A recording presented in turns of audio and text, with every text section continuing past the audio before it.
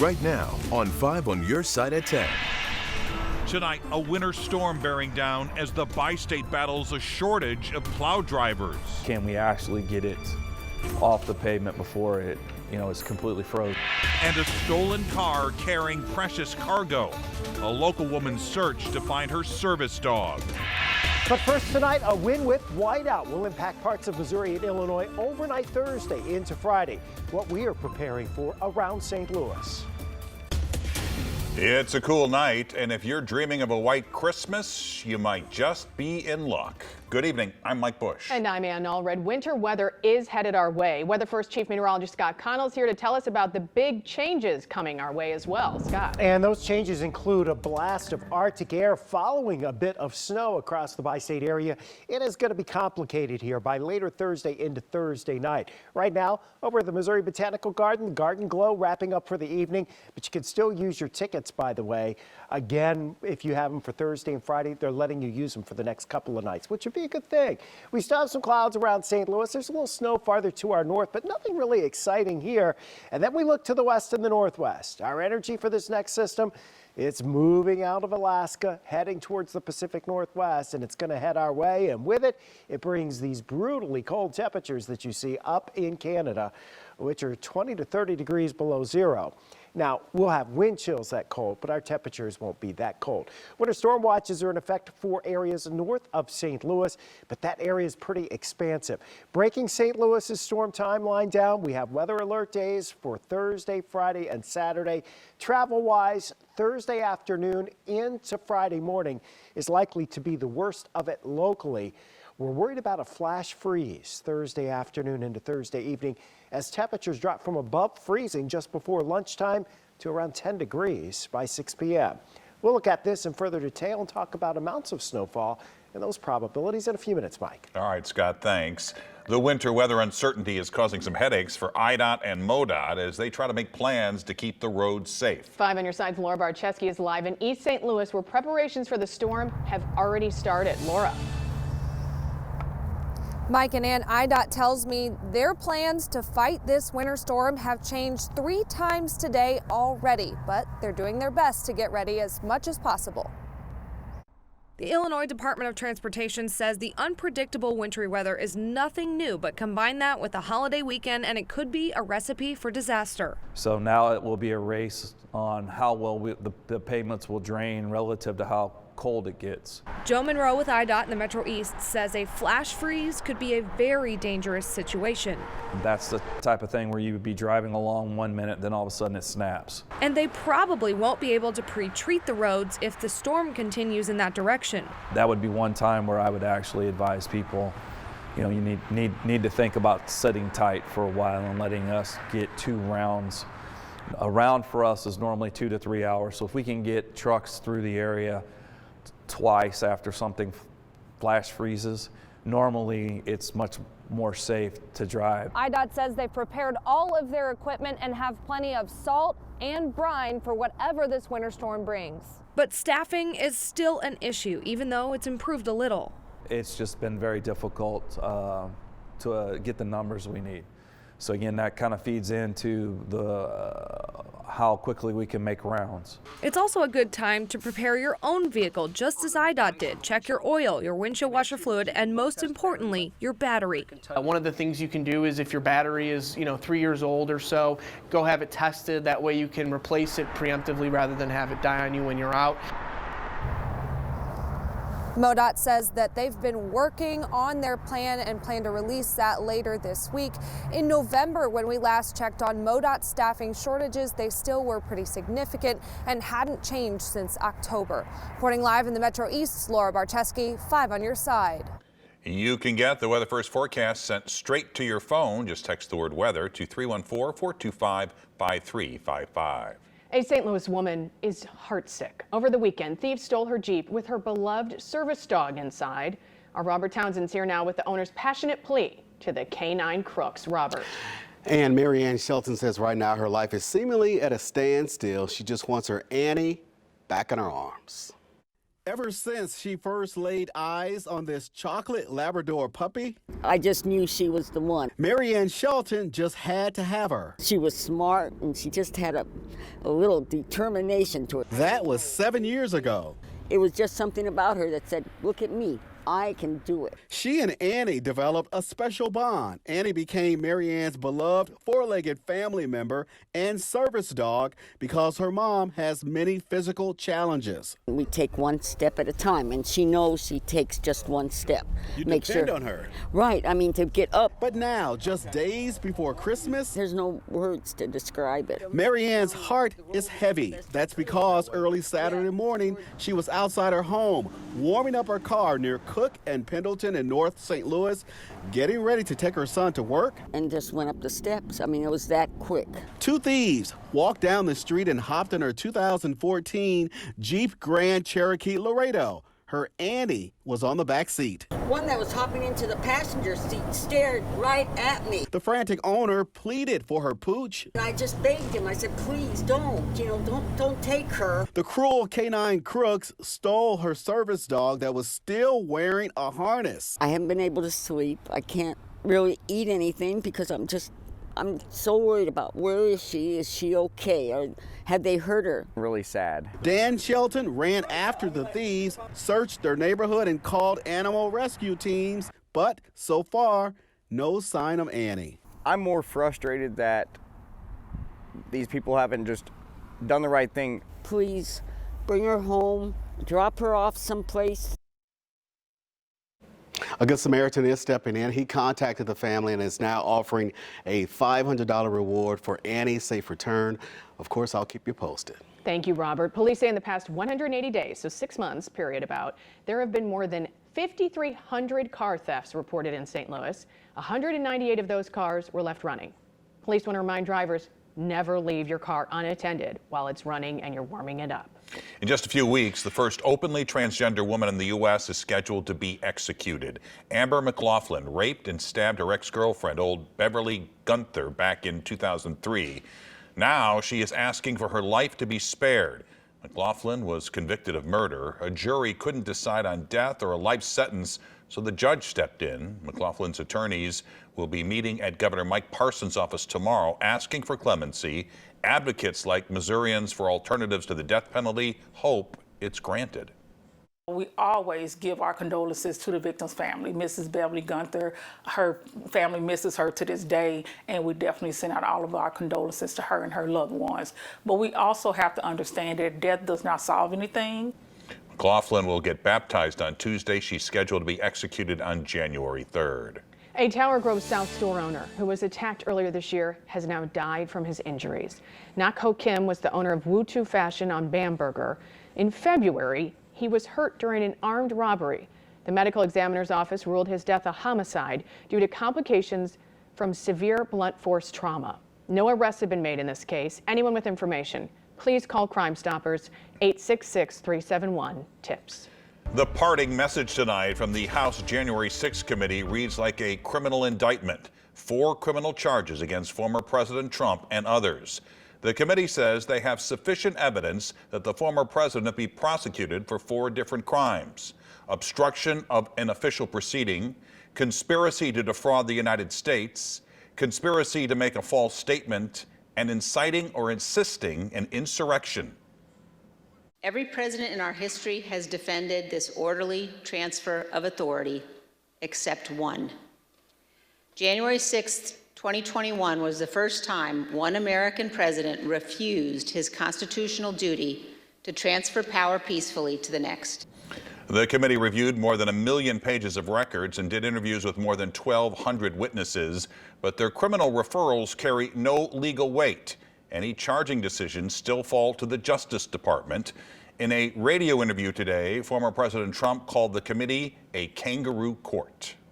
Millions of people are getting ready to fly ahead of the holiday weekend. Travelers, of course, packing their carry-ons. But could a change soon be coming to those liquid carry-on requirements? Ariane Till verifies claims about TSA ditching those limits. An Instagram video with millions of views says you can ditch your travel-size containers in 2024 because airports are getting rid of their limits for carry-on liquids. People in the comments are both excited and a little skeptical. So let's verify. Are airports eliminating the 3.4-ounce container limit for carry-on liquids in 2024? We went to these sources for an answer. Limits to carry-on liquids have been in place since 2006, when UK authorities thwarted a terrorist attack that planned to use liquid explosives hidden in carry-on bags to blow up several passenger planes. Airport scanners at the time had difficulty detecting the chemicals that the terrorists planned to use, so the 311 rule was created. 3.4 ounces of each liquid in one quart-sized bag, one bag per person. Since then, screening tech for carry-ons has improved. CT scanners, which have been used on checked bags for years, are now being used to scan carry-on luggage in some airports. TSA says these scanners create such a clear picture of the bag's contents that computers can automatically detect explosives, including liquids. The good news is the technology works. The question is, what's the realistic deadline for having it installed? In the U.S., no time soon. A spokesperson for the TSA told Verify claims that the 3.4-ounce limit on liquids is going away in 2024 are absolutely not true. But that's not the case at some airports in other countries. Amsterdam's biggest airport started using CT scanners for carry-ons back in 2021, allowing travelers to ditch those smaller containers. And the UK says they plan to switch over to CT scanners by 2024, so we can verify that most airports are not eliminating the 3.4-ounce container limit for liquids in carry-ons in 2024. The creator of that viral video posted an apology, clarifying that she was referring to airports within the UK. With your Verify, I'm Ariane Till. What can we verify for you? Please send us an email, verify@kstk.com. The Supreme Court is temporarily blocking the lifting of a Trump-era border restriction. How some cities are already declaring a state of emergency. Cookware can make a nice gift, but not all pans are created equal. Can non-toxic labels be trusted? Consumer Reports finds which ones are safest to give to loved ones. The new model runs are coming in now. One thing has not changed, and that's the depth of this Arctic air heading our way. We're timing out the major impacts heading into the weekend. The Supreme Court is putting a hold on the termination of the Trump-era immigration policy known as Title 42. The court issuing a temporary pause on the policy, which was set to expire on Wednesday. The policy, meant to contain the spread of COVID-19, allowed border agents to return migrants to Mexico. An emergency appeal was filed by a group of Republican states, and local officials in El Paso were already sounding the alarm, declaring a state of emergency, where they say thousands of migrants are crossing the border into the U.S. every day. Talking to some of our federal partners, they really believe that on Wednesday our numbers will go from 2,500 to 4,000, 5,000, or maybe 6,000. And when I asked them, I said, do you believe that you guys can handle it today? The answer was no. More than 2 million people have been expelled from the U.S. because of this policy. The Biden administration has until 5 p.m. Tuesday to file an appeal. Former Hollywood producer Harvey Weinstein is found guilty on counts of rape and sexual assault. This verdict comes after 9 days of deliberations following a 2-month-long trial. However, the Los Angeles jury was unable to reach a verdict on account of sexual battery. Attorney Gloria Allred represented one of his accusers, who says today's verdict is justice, and she read a statement on her behalf. I am relieved that Harvey Weinstein has been convicted because he deserves to be punished for the crimes that he committed, and he can no longer use his power to intimidate and sexually assault more women. This is the second trial for Weinstein. He is currently serving a 23-year prison sentence in New York. Cookware makes a great holiday gift, and if you're shopping for non-stick pans, you might notice labels saying the pans are non-toxic and made without dangerous chemicals. But can these claims be trusted? Consumer Reports wondered the same thing and tested 3 recommended non-stick pans to find out. For decades, PFAS, also known as forever chemicals, have been widely used in nonstick cookware. But in recent years, researchers have linked PFAS to a growing list of health problems, including liver damage, lower immunity in kids, and certain cancers. Using pans with these chemicals could expose you to PFAS, especially if pans are scratched or overheated. Many newer nonstick pans claim to be free of some of the most widely known PFAS, including PFOA. But are they really free? Consumer Reports wanted to find out. CR tested 2 ceramic-coated pans, the Our Place Always pan and the Red Copper pan, and one with a traditional nonstick coating made from PTFE, the Swiss Diamond Pan, which made a PFOA-free claim. The testing is intense, requiring hours of work by specially trained technicians using a rotating tool, scraping coatings from 30 samples of the 3 different pans. The samples were tested for 96 different PFAS chemicals, including PFOA. The results? The 2 ceramic pans didn't contain any of the 96 PFAS our testers looked for. It was a different story for the PTFE-coated pan. Our tests found the Swiss Diamond Pan had measurable amounts of PFOA and several other PFAS. Swiss Diamond's U.S. distributor challenged CR's results, saying the manufacturer had used PFOA-free raw materials since 2007, and that the high temperatures used in the coating process would remove any PFOA. To avoid PFAS in your cookware, CR recommends products that claim to be PTFE-free, such as pans with ceramic coatings. Uncoated pans made from carbon steel and cast iron can be good options too. Other ways to avoid PFAS are testing your drinking water and using a water filter certified to reduce PFAS and avoid stain-resistant clothing. The city of St. Louis celebrating the second night of Hanukkah in downtown. Tonight, the community gathered in Keener Plaza to light the second candle. The ceremony marks the first public lighting of a menorah in downtown St. Louis. This year is special because it is a year of unity, which happens every 7 years. The event was hosted by Chabad of Greater St. Louis. Let's get back to Scott talking about this dangerous weather headed our way. A flash freeze and then blowing snow, some dangerous wind chills. Yeah, winds could gust 40 to 50 miles per hour, so it's not off the table that there could be some scattered power outages around here, at least in a few places, as we head towards Thursday night into Friday. Looking out at Lambert right now, no big problems, of course, here locally tonight. If you do have flights scheduled for Thursday evening or Friday and connecting maybe through Chicago, there are going to be problems, and the airlines will let you adjust a little bit if you can get on a flight earlier. So we have a red alert day Thursday because we do think parts of the area will end up being under some sort of warning. That may even get extended into Friday. So why do we have these 3 alert days? Well, we're going to have difficult travel for sure for a time period, Thursday afternoon into Thursday night, perhaps into Friday for some of us. We have the strong winds coming our way for Thursday night into Friday. We may see some wind gusts over 50 miles per hour north of St. Louis, and those life-threatening wind chills of 20 to 30 degrees below zero by Friday morning, and in some cases Saturday morning again too. Right now, there are some clouds still hanging around the bi-state area. All the snow stayed to our north today, and it was minimal at best there. In St. Louis right now, 34 degrees. Our high today was 41. We will not be as cool as we head through the overnight hours tonight.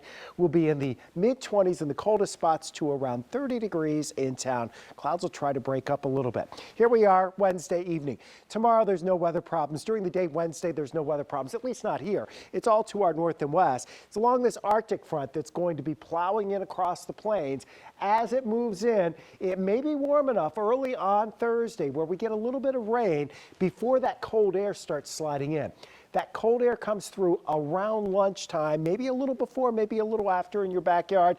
But once it comes through, you'll know. The winds will switch, the temperatures will immediately start dropping. We'll be above freezing early on Wednesday, or Thursday, but we will drop below freezing, in fact, down to around 10 degrees by 6 o'clock in the evening. All right, so here's kind of a general snowfall amounts. No amounts really here. It's just the heaviest snow will be to our north for sure. In St. Louis, the probability of getting more than an inch, almost a guarantee. Getting more than 2 inches, well, that's up there, about 60 to 70% right now. The bigger story will be those brutal wind chills once we get into Friday morning when we're talking about minus 20 to minus 30 degrees. So again, it's a combination. The snow amounts aren't going to, be the big deal. It's the fact that it's going to get so cold so fast, the potential of the flash freeze, then the potential of blowing snow. And then those wind chills going into Friday. We only hit 8 degrees Friday if we're lucky for the high temperature. It will be dry for Christmas Day and brighter, still cold. All right, Scott, thanks. Frank is here with sports. Mike, yet another honor for the Billiken Jory Collins. So what is it really like to watch the World Cup in person? We will hear from a guy who was there, plus encouraging news about the health of a former Mizzou football star. Stick around.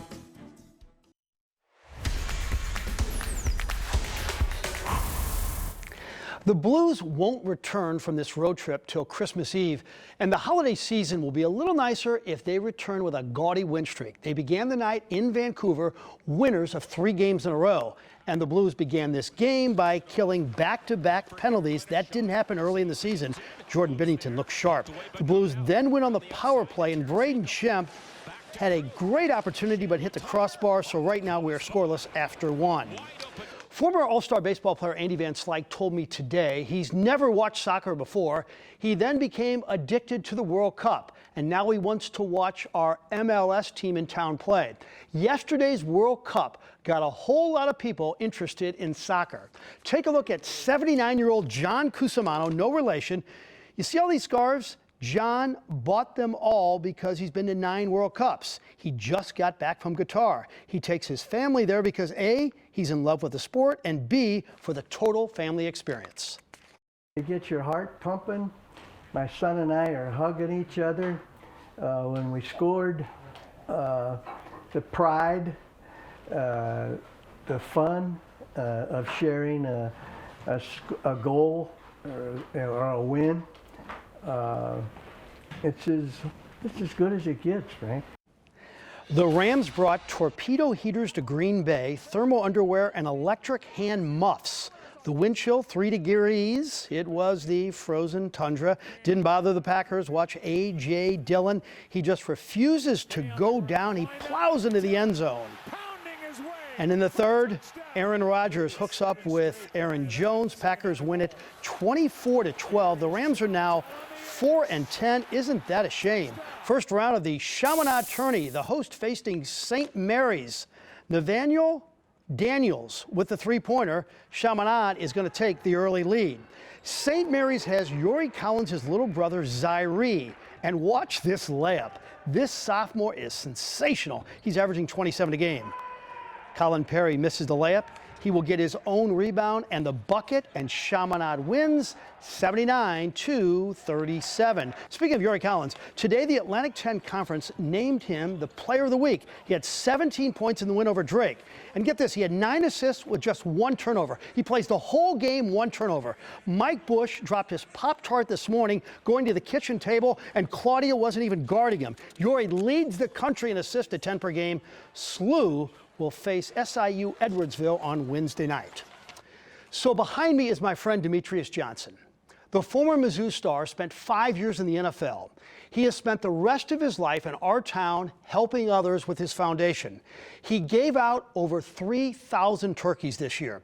Every year he holds a combine for about 500 high school football players, and he brings in colleges to help the kids get scholarships. Demetrius gets a lot of help, but he pulls it all together. Well, he suffered a medical emergency on Friday morning. This afternoon, they removed the ventilator. He is alert and talking great news. And his Christmas party at Union Station went on as planned yesterday. Hundreds of kids came. They were treated to a great lunch and Christmas presents from Santa and DJ's Foundation. Because of the health scare, did they consider canceling the party for the kids? Absolutely not. Absolutely not. We knew, hands down, without a doubt, we were going to keep the party going. And I want to thank everyone who made it possible for us to do so. And that is great news. Yeah, he's a St. Louis treasure, and we're so lucky to have him, and all our thoughts and prayers to him and his family. All right, Frank, thank you. Well, it looks like a meatball. It tastes like a meatball, but it's not, where this lab-grown meat is being tested. A taste of science. Soon you could be eating meat cooked up in the lab rather than the kitchen. A British company sampled its lab-grown meat, and apparently it tastes like the real thing. The meatballs were described as savory and full of flavor. Last month, the FDA said for the first time that a lab-grown meat product is safe to eat. Right now, Singapore is the only country allowing the sale of cultivated meat. Well, some say the perfect gift doesn't exist. Well, look no further. Check out this giant Fruit Loop. Weighs about a half a pound, and it's 930 calories. Brooklyn-based artist collective Mischief created the piece. A limited amount now on sale for $19.99. Kellogg's, however, not a fan. The company is calling the sweet treat copyright infringement. Uh-oh. Wow. Scott has a final check of the weather. Well, we do have some first weather alert days for you, and it's really focused on Thursday afternoon into Thursday night when we get some snow. Won't be a huge amount, but it's going to be enough with temperatures dropping through the teens into the single digits Thursday evening to cause travel problems. Plus 40 to 50 mile wind gusts overnight Thursday into Friday. Wind chills Friday morning, probably 20 to 30 degrees below zero, and it stays cold into Saturday. We'll slowly moderate temperatures into next week. And there you have it. 5 on your side at 10. The Tonight Show starring Jimmy Fallon is next. Guests tonight, Steve Martin, Martin Short, and Her. Start your day with Today in St. Louis beginning at 4 a.m. Have a great tomorrow.